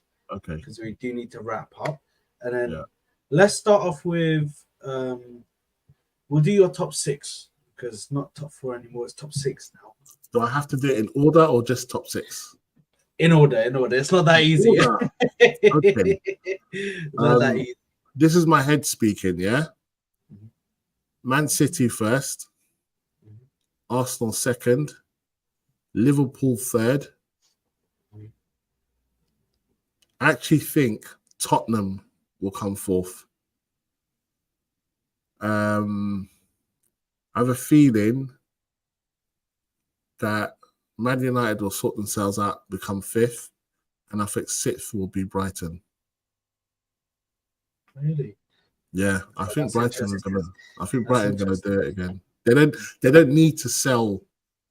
They don't need to sell again this season. They don't need to. If Evan Ferguson stays and they says, listen, don't worry, you'll get your. You wait until the summer where a lot more teams are going to be coming in for you. I think they've got Evan Ferguson for the whole season. And, you know, we were already talking bits about him at the end of last season. And he's hit the ground running this season. So I think he might fire them into the top 6. You know, with my top 6, I'm going to literally switch Man City for Arsenal. Okay, just because my heart does that. My heart does that. I'm going with my heart. I'm not going I know. Go with my heart. Yeah. And I truly believe like we could actually win the league this year. Dude, I want to be proven wrong. I want to be proven wrong up there. I do. I really do, bro. Trust me. Bro, I'm telling you, it's very difficult to side with us winning the league this season. Like, because I don't even blame you for putting Man City up there because of the way they've started. Obviously, we're doing these predictions based off of the first 4 games. This is the thing that scares me. It's just the way that they've started. You know, they've conceded only 2 goals. They've scored 11 highest goal scorers apart from Brighton in the league. You know, I just, 100% record. It looks like they've replaced very well. And I can see the ones that they've got just embedded more and more over the season. I don't know, it depends. You know what? I can see them though dropping off a bit if they end up looking at being able to do what Pep Guardiola hasn't done. We spoke about this as well, I think, once. Yeah. Because Pep's never won the Champions League back to back. And I think that if he has that opportunity to juggle between the two and has to drop one of them, he drops the Premier League to go for the Champions League again. 100%. I completely agree, bro. I completely agree. And the thing is with Man City as well, is their next game coming up, which I just had a look at it, is West Ham away. That's going to be interesting. Man, West Ham away? Yeah, that's going to be that's going to be a good game. It's a 3 o'clock kickoff, so there's going to have to be some dodgy stream if you're ever watch that from the UK. I'm just gonna have to hear some guy literally screaming at me in Arabic. Yeah. Literally, BN man. Sports, BN Because I Sports. watch Shout BN out to Sports, BN bro. Sports. I just watch the guy speaking in Arabic, bro. It's just it's Yeah. crazy, man. I just sit there and listen to them speak, and I'm just like, yeah, okay. Because they have so much passion, man. They No, have they so much do, passion. they You do. have to respect them, man. But That just shows to you how much of a pull the Premier League has, man. It's yeah, just watched everywhere, absolutely everywhere. You yeah, know. So yeah, 100%. that's gonna be a very interesting match. West Yeah. Ham away, yeah. Mm-hmm. Okay, Yeah. let's But see. obviously, for me, yeah. So I'm gonna put Man City second Second, and Arsenal first. okay. I'm gonna go third. I will go Liverpool Mm, because I feel like they're at the moment, although they're missing their six yeah. and they brought Endo in, Mm-hmm. I still think attacking wise, they have way too many Yeah. cannons in their attack to Yeah. be shooting blanks. Mm-hmm. Like they're gonna be scoring goals in abundance this season. Nunez's performance against Newcastle, yeah. I know there's a lot of negatives against Nunez from last season, but you know sometimes with some players they have a performance that kind of just kicks them on the level of confidence that they have, yeah. So they may be spreading the goals a lot wider across the front line than maybe last season. You know, Nunez might be maybe pocketing more goals this season for Liverpool. Than we actually think. We'll see. Yeah, we'll see. Yeah, We'll see. 100%. I completely agree. Sometimes you need that as a player, especially as a striker, a front man. You need that. You need that one moment that gives you that drive for the rest of the season. You go Mhm, in, mhm. and it's not just he scored the winning goal. He came in and brought his team from 1-0 down 2-1 up. So you can imagine how he felt after that Newcastle game. And St James's Park is not an easy place to go. No, it's It's not not an easy. easy We place know to that very well. win We at. know that very well. Yeah, 100%. So I think they're gonna go third. Mhm. Fourth, I'm in agreement with you. I think Tottenham at the moment are just playing way too good at football. They've obviously Yeah, got Sheffield United next, but then they've also got. I think with that, with the football that Tottenham are playing at the moment, mhm. their most important games that I'm looking at is the North London Derby, and then Mhm. right after the North London Derby, We've they've got got Liverpool. Liverpool, isn't it? Yeah, So those are the two interesting games I'm looking at them. yeah. Can they keep those? Can they keep their shape? Can they keep their play style against us and against Liverpool, who have Liverpool's midfield is still a bit imbalanced at the moment. It's not the best, but they've still got top players in there. But can they Yeah. come up against our midfield? Which our midfield, I'd say, is if we take out Havertz and put someone else in there, I feel like our midfield is still of a very high quality. Yeah. So, can they come up against a midfield like ours, where we would hold possession at home? Can they do it once we hold possession and keep the ball? I see So Rice being well up for that match. yeah, 100%. He's a London boy through and through. He Yeah, knows what it means because he was yeah, already hating him at West Ham. yeah, So he already knows that these yeah. games against He was hating Tottenham, them at Chelsea yep. and West Ham. Now he's hating them at Arsenal. I mean, if he's not Every up team for that that, he's been at, every team he's been at, literally hated Tottenham. So exactly. it just, and I have a feeling he's gonna score a goal in that game as well. I know he scored against Man United, and that was a dream. He's on it now. I think that we're gonna start seeing some crazy performances from him now. Yeah, Everyone's gonna see it. Not just Arsenal, but everyone's gonna be. Oh wow, Rice again with a I top. already hear people apologizing. Good. Already, we're accepting apologies right now. We are accepting them. I'm, Send them in.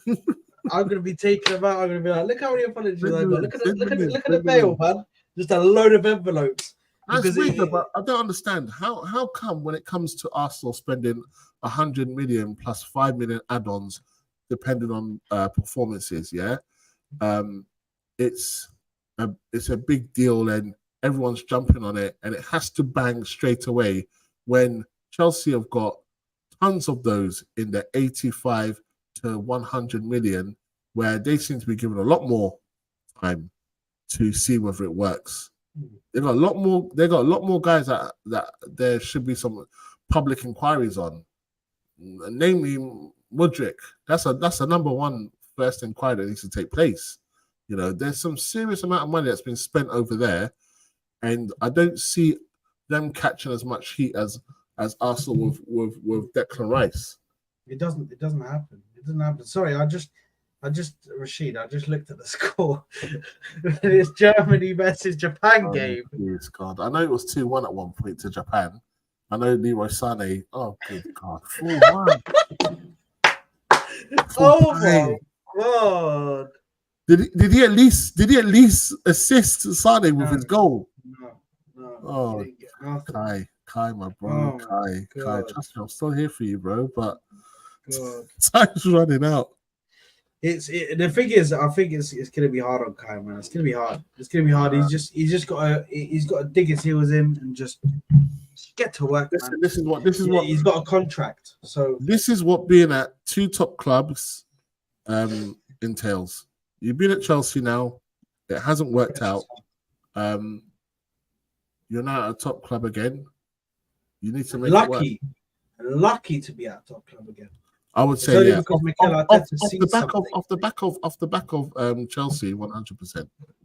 100%. But yeah. So just getting back to obviously Tottenham. Who have I said? So I said Arsenal, Man City, Liverpool, Tottenham, yeah. And then for the fifth club, I don't think Man United are going to get their stuff together. I genuinely don't. That's a fair shout right now. Crisis that club's in. I would say that for the fifth club, that's going to be able to do something. I feel like Brighton might get fifth. Fair enough.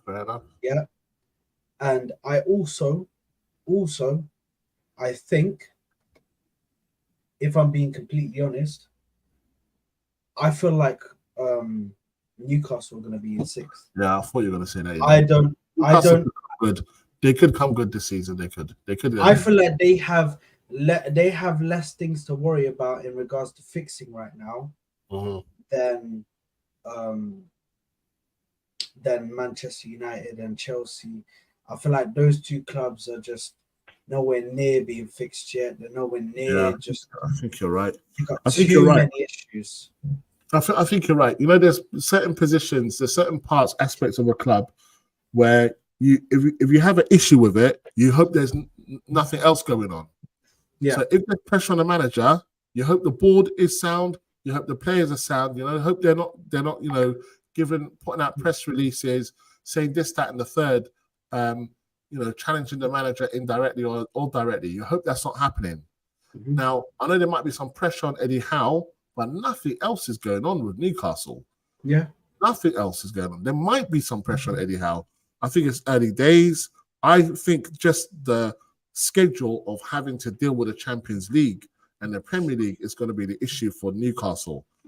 Not the manager necessarily. And I know there's been some talk about whether he's going to be the one that's going to take them to the next level or not. We'll see. But Newcastle are a much better setup than Manchester United and Chelsea now in terms of just general, looking at all three clubs. The one with the least amount of problems is definitely Newcastle. You know what, Rashid? I'll be honest with you. When it comes to Eddie Howe, maybe they'll give him this season, and I think his time is done. I think the summer transfer window next summer, they're gonna possibly get rid of Eddie Howe, and not necessarily. I think it's gonna be like a by mutual agreement or something like that. Not gonna sack him or anything. It's gonna be by mutual agreement. We decided to part ways. They're gonna go and they're gonna get themselves a world-class manager, and during next summer, I feel like they're gonna spend 200 million, something like that, because Newcastle are a semi-decent sized club. They can't spend this kind of money because their stadium is in numbers with Arsenal, in numbers with Man City, in numbers with Man United. They've got a massive stadium. I think it's a 60,000 seat or 59 or 58,000 seater. I think it's 50 or 55. But the thing is with Newcastle is this, like in that area, pretty much there's no competition in terms of another club. And I say that with all due respect to Middlesbrough and all due respect to Sunderland. They are not on the level with Newcastle. Newcastle absolutely run that part of the country. So when it comes to actually money going through the tills, no one is competing. No one's taking money from Newcastle and putting it into Sunderland or Middlesbrough. Newcastle are clear of them. So that helps them put them on a pedestal. And also Newcastle has pedigree when it comes to the Premier League. I know they've never won it. They've come close. They've had some good managers in Kevin Keegan and the late Sir Brian Robson. Bobby Robson. They will have, I think, a clear strategy as to how they get to a position where they can generate more revenue, and when it comes to FFP, be able to buy the higher ticket players. So I think you're right there. Newcastle are on route to be able to become definitely a top 4 club on a consistent basis. They are en route to do that. You know, Rashid, also in regards to that about Middlesbrough and Sunderland, I feel like that with the amount of money that's going to be coming into the club, I feel like their academy is going to get bigger. Their scouting system within the local areas is going to get bigger. I feel like they're going to start stealing or taking players from Middlesbrough and Sunderland's area. They're going to have these players. They're going to have their scouts looking. Let's go around in the UK. Let's look for players. Let's bring them to Newcastle. Bring them in fresh. Bring them in young. And go in the same way I think that Man City went, where they have a lot of young players and they sell these players for a lot. And their young players never played a game for Man City. So similar to the Chelsea and the City, similar to the Chelsea and the City models. I feel like that's how they're gonna go, and I feel like their owners are a bit more. The fact that they haven't already started spending crazy means that their owners are a bit more collected. They're not in any rush to spend because their fan base is already happy that they've got. Because getting rid of their old owner, I forgot what his name was, man. The bane of their life, the Newcastle fans. Mike Ashley. Yeah, Mike Ashley. There we go. So the fact that they got rid of Mike Ashley, that was enough for the fans to be like, fine, we're happy now. We're happy that the club is in good hands. We're happy that the club is in your hands. We don't mind if we have to wait maybe 4 or 5 years until we reach greatness. Yeah, this is something that you can never level up, Newcastle fans. They've been very patient. They've been very, very, very patient to get success. They've waited decades for it. So that's they've gone through some tough times. They've gone through some up and tough down. times. They at times they were up and down, yo-yo when it came to the league and the championship. But now they're solidified in the Premier League.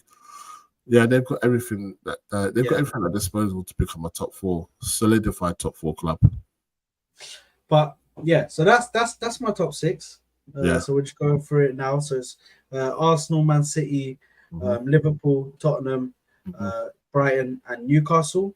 And then yours was Man City, Arsenal, Liverpool, Tottenham, Man United, and Brighton. Yeah. So now we're gonna quickly go through the bottom 3. Okay. Me, not in any particular order. I just think these 3 teams are going to go down. Luton's going to go down, in my opinion. I think Sheffield United will go down. I think Everton are going to get caught finally this season. I think Burnley will be the ones that survive out of that, end up 17th. But I think Everton, Luton, and Sheffield United. I think Everton have been playing with relegation for too long now. I think eventually they will get dragged down. And my ones are similar. The only team. Well, actually, no. I'm going to keep it the same. I'm going to keep it Everton, Luton, and Sheffield. The only team that I say is a maybe, obviously, like I said before, is Wolves. I worry for them. Like I Yeah. worry about the way that they're going, but I do believe that with that Mateus Nunes money, Yeah, they just need they to will spend go it into right. the January transfer window. They will That's it. improve. They just need to spend it right. They just need to spend it Yeah, right. We've got to reinvest that money back into the squad. They do that, in the and then I right think way. we should be okay. Yeah, Yeah, yeah, exactly. In the hundred right way. percent, 100%. But other than that, we'll just quickly do the Champions League. Who you think is gonna win? How far you think Arsenal's gonna get to? Okay.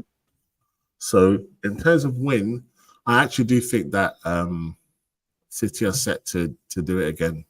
Really? Or yeah, I just have a Oh, feeling this is what I think is driving Pep right now. I don't think the Premier League is exciting him anymore. I think him doing something that he's not done before is what pushes him. You know, I think the biggest disappointment he has had in his career is that his stint in Bayern Munich didn't result in him winning the Champions League. And he has stayed patient with City, knowing that they were way far back in terms of their process compared to Bayern Munich when he joined Bayern Munich. The positions that he joined them at the time, Bayern Munich were clear of everyone in the Bundesliga. It should be a foregone conclusion that they win. But his challenge was to win the Champions League with Bayern Munich, and he failed to do so. Yeah.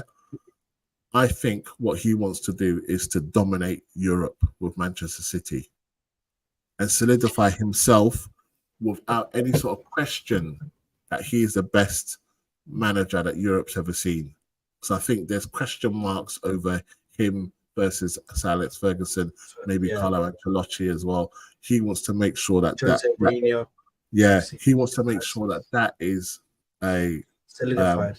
that's it, solidified. No contest, no arguments whatsoever. So yeah.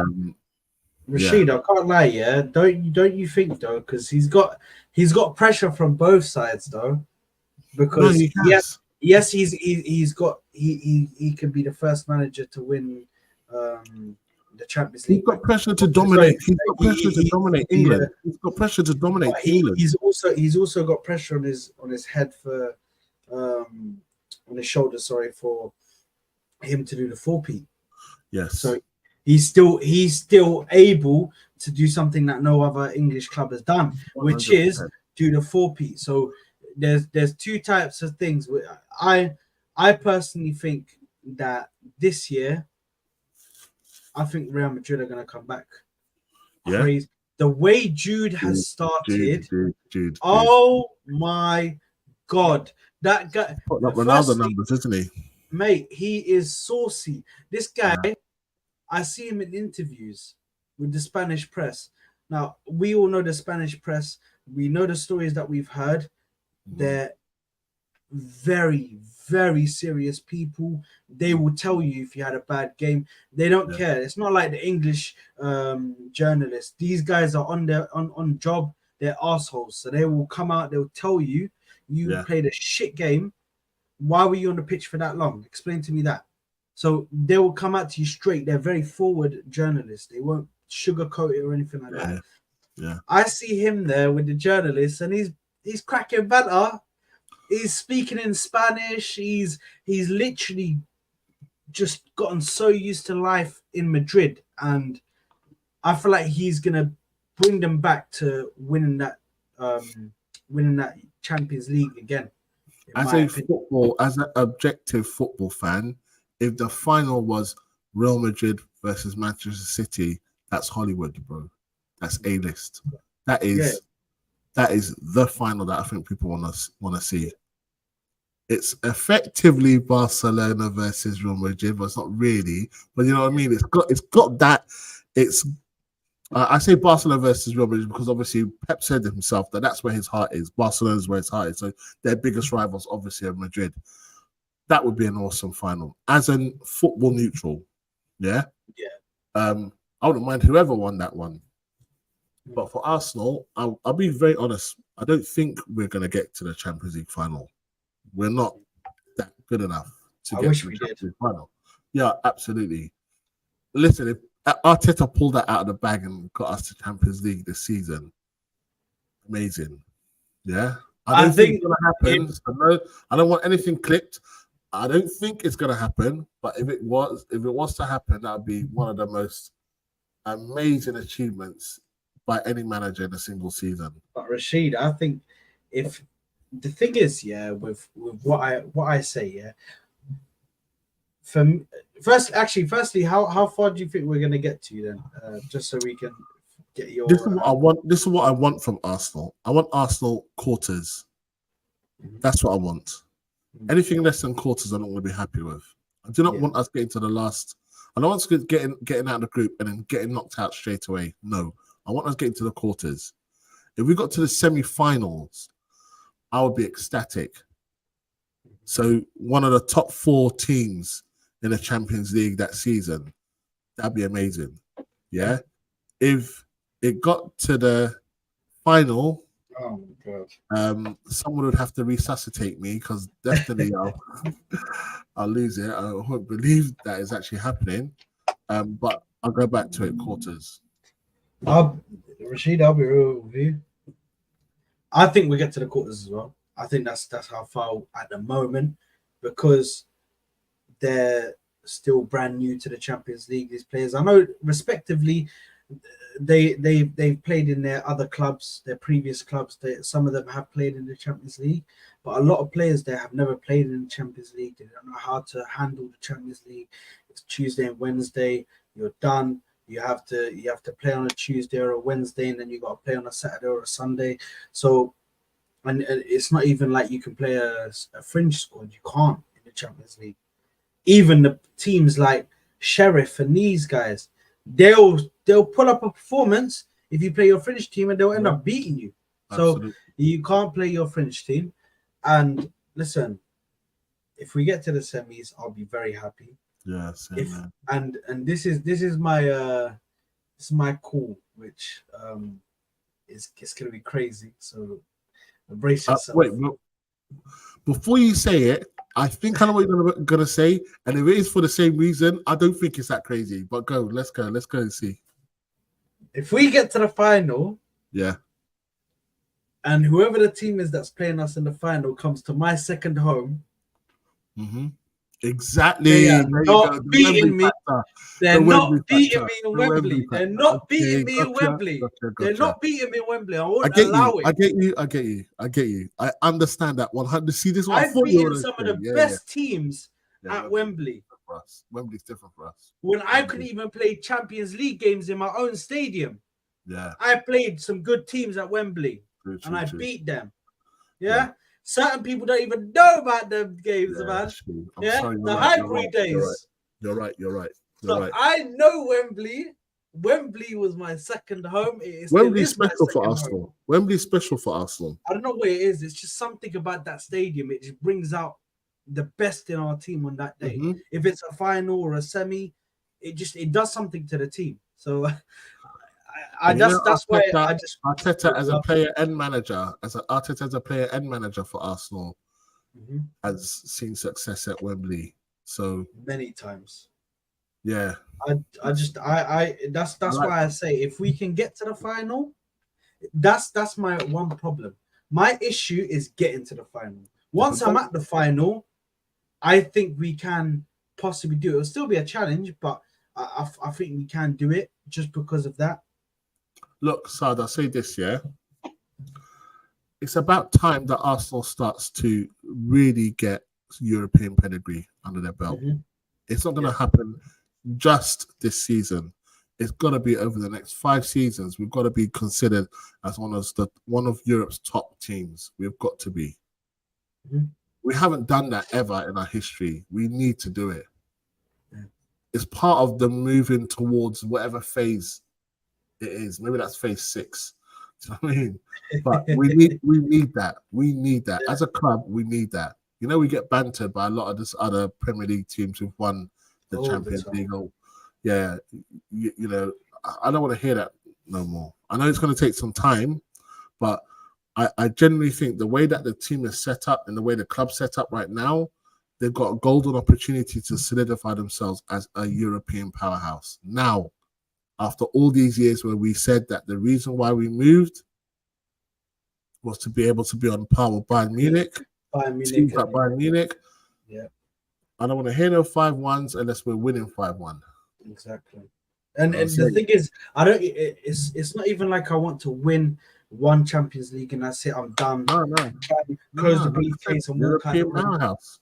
I want to be there and thereabout, winning or getting close to winning. The way City has been in the recent last maybe 4 years, 3 years. I want to be like that, where I'm getting to quarterfinals, semi-finals, and I'm there and there or thereabouts. Yeah. Trying to win the competition, not sitting there getting into the same cycle. We're not here just to take part. We're here to make some inroads. You know what I mean? Exactly. Let's not get crazy about it. It's I don't know. Anyone can kind of correct me. It's unheard of for a team who's been out for like 5-6 years to come back into Europe. I mean, out 5-6 years without being banned, I should say. Yeah, come back into Europe and then just dominate that season. But what I want us to do is to make inroads. We have made too many mistakes in the last 20 years in Europe. Yeah, by my prediction, by my calculation, we should have had at least 3 Europa Leagues and 1 Champions League. Yeah. In the last 20 years, we should have had that. Yeah. That Chelsea one. Oh God. We had no right losing that Europa League. Yeah. We had no right losing that. With a guy with pedigree in that competition as well, you know. I was livid. I know. So yeah, let's see what happens. No matter what, it's going to be an exciting season. I know it's only 4 games in. We've got Champions League this month. It's going to be exciting for a lot of the clubs in the Premier League. On a personal, selfish basis, I want us to kick on. I want us to make sure that when it comes to those top games, we dominate and we send these other teams back in with nothing but a program to show for. No points. Arsenal just winning. You have to understand as well. Yeah, we're still in Europe. I think we still hold that record. I don't know whether City's won there last year. We were the only English team, or the only English team to win at the Bernabeu. 1-0. Thierry Henry. Fabregas assist. Are we? I don't know whether they won. I'm just gonna double check it now.